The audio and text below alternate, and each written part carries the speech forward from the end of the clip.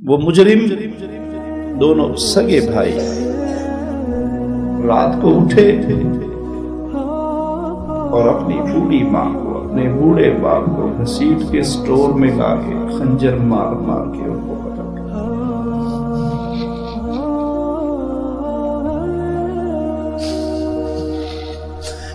اس نعمت کا سوال ان سے کیجئے جن کے باپ اس دھرتی میں نہیں رہے۔ پیارے نبی صلی اللہ علیہ وسلم اپنی والدہ کی قبر پہ آئے اور پیارے حبیب روئے، اپنی ماما کی قبر پہ کھڑے ہو کے روئے۔ کہاں بچپن میں فوت ہوئے تھے اور کہاں آپ اپنی عمر کے کس حصے میں، لیکن ماں کی محبت، ماں کا پیار، ماں کی شان، ماں کی عظمت۔ ماں باپ وہ ہستیاں ہیں ان کی خدمت کو اللہ مالک نے عبادت قرار دیا ہے۔ اگر آپ پہلی مرتبہ ہمارے چینل پر تشریف لائے ہیں پلیز سبسکرائب کر لیجئے۔ دو بھائی تھے جڑواں، وہ ان تکفیریوں کے ہتھے چڑھ گئے اسی نیٹ کے ذریعے، ان کی ویب سائٹوں کے ذریعے، اور پھر اپنے ماں باپ سے کہنے لگے کہ ہمیں جانے دیجئے، ہم نے ان کے ساتھ جانا ہے، اور یہ عمل ہمارے ہاں جہاد ہے، یہ جہاد کرنا ہے۔ اب آپ نے منع کیا کہ تم نہ جاؤ۔ ماں نے دھمکی لگا دی کہ اگر تم باز نہ آئے اور ان تکفیریوں سے تعلق نہ توڑا تو میں خود فون کر کے پولیس کو تمہیں گرفتار کروا دوں گا، کہ بچہ ڈر جائے گا، بچے ہی ہیں، 19-20 سال 22 سال کی عمر ہے، ڈر جائے گا۔ وہ مجرم دونوں سگے بھائی رات کو اٹھے اور اپنی بوڑھی ماں کو اپنے بوڑھے باپ کو گھسیٹ کے سٹور میں لا کے خنجر مار مار کے ان کو قتل کر دیا۔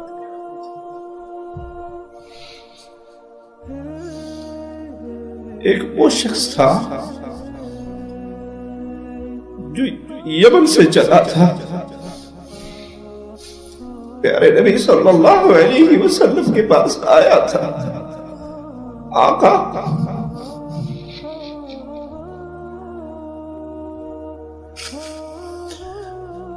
میں یمن سے آیا ہوں، آپ کے ساتھ رہ کے جہاد کرنا چاہتا ہوں، آپ کی سائے تلے زندگی کے ایام گزارنا چاہتا ہوں۔ آپ نے پوچھا تھا تیرے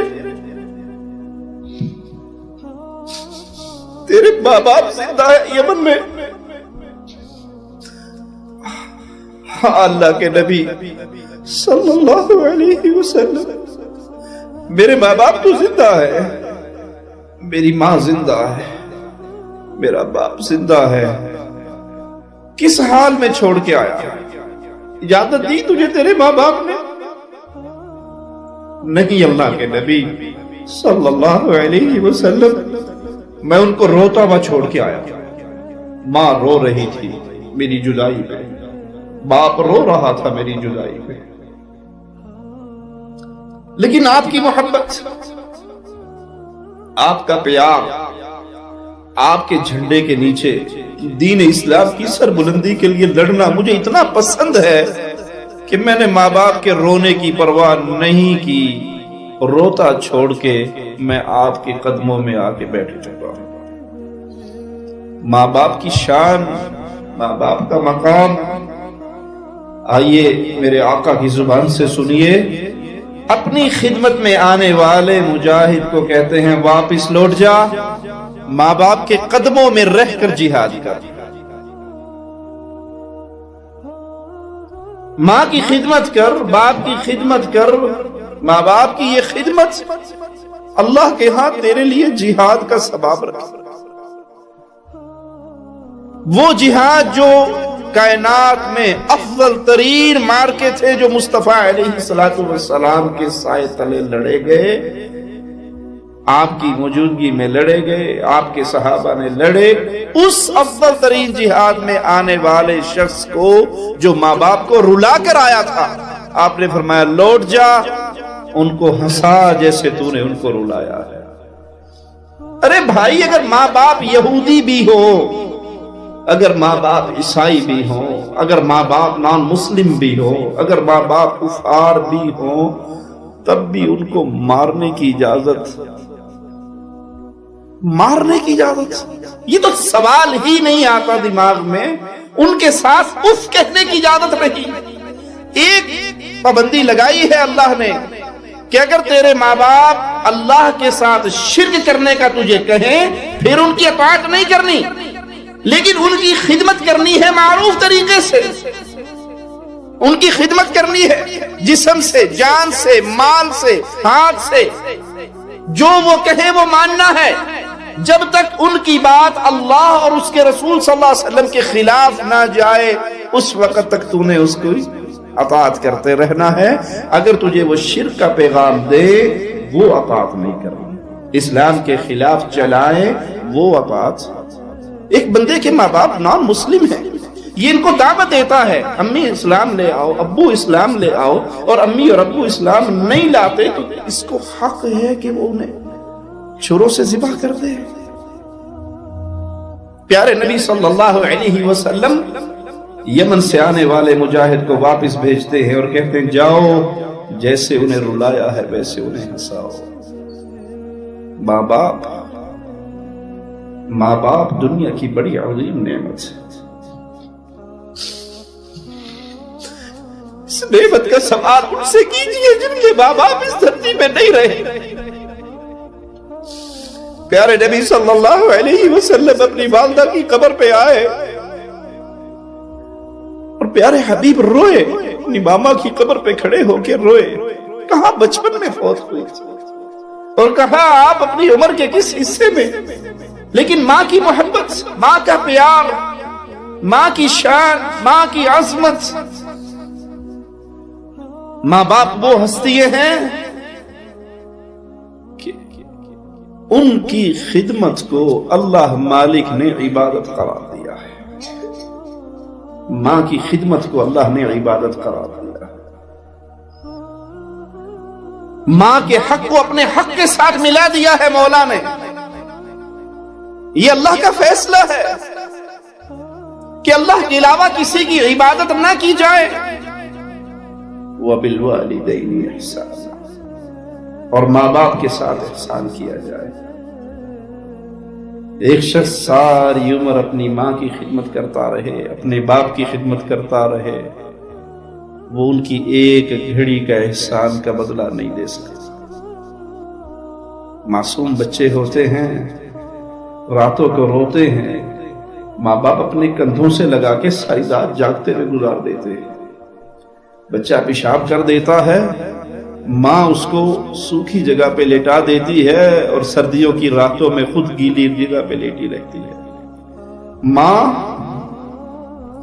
خود بھوکی رہتی ہے اپنی اولاد کا پیٹ بھرنے کے لیے۔ ایک ماں آئی تھی، اس کے ساتھ 2 بیٹیاں تھیں۔ صدیقہ کائنات کے گھر میں آ کے سوال کیا تھا اللہ کے نام میں۔ مومنوں کی ماں کے پاس 3 کھجوریں تھی، دے دی۔ انہوں نے ایک کھجور ایک بیٹی کو دے دی، دوسری کھجور دوسری بیٹی کو دے دی، تیسری کھجور اپنے منہ کی طرف اٹھائی۔ بیٹیوں نے جلدی جلدی بھوک کی وجہ سے وہ کھجور کھا لی اور ماں کی ممتا کا چہرہ تکنے لگ گئی۔ ماں کا وہ ہاتھ جو اپنے منہ کی طرف اٹھ چکا تھا، بیٹیوں کی نظروں کو دیکھ کر وہ ہاتھ رک جاتا ہے اور اس کھجور کے 2 حصے کر کے ایک لقمہ ایک بیٹی کے منہ میں، دوسرا دوسری بیٹی کے منہ میں ڈال دیتی ہے، خود بھوکی رہتی ہے۔ بیویوں کے پیچھے لگ کے اپنی ماں کو ٹھکرانے والوں، ماں باپ کو اولڈ ہاؤس میں چھوڑانے والوں، ماں باپ کے ساتھ زبان درازی کا معاملہ کرنے والوں، ماں باپ کے آگے اونچا بولنے والوں، صدیقہ کائنات نے یہ منظر پیارے حبیب علیہ الصلوۃ والسلام کو سنایا۔ اللہ کے نبی علیہ الصلوۃ والسلام، ایک ماں دیکھی میں نے آج، ایک ماں دیکھی جس نے بیٹیوں کا حصہ تو دے دیا، اپنا حصہ بھی اپنی اولاد میں تقسیم کر دیا، خود بھوکی پیاسی واپس چلی گئی۔ فرمایا عائشہ اللہ نے اس کی اس نیکی پر اس پر جنت واجب کر دی۔ مائیں بھوکی رہتی ہیں بچوں کا پیٹ پالنے کے لیے، باپ بھوکا رہتا ہے بچوں کا پیٹ پالنے کے لیے، اور یہ مجرم اس حد تک صفات درندے بن جاتے ہیں کہ اپنی ماں کو قتل کرنے پہ تیار ہو جاتے ہیں، اپنے باپ کو قتل کرنے پہ تیار ہو جاتے ہیں۔ اور یہ فتنہ و فساد کیسے پھیلتا ہے؟ اسی انٹرنیٹ کی دو دھاری تلوار کے ذریعے۔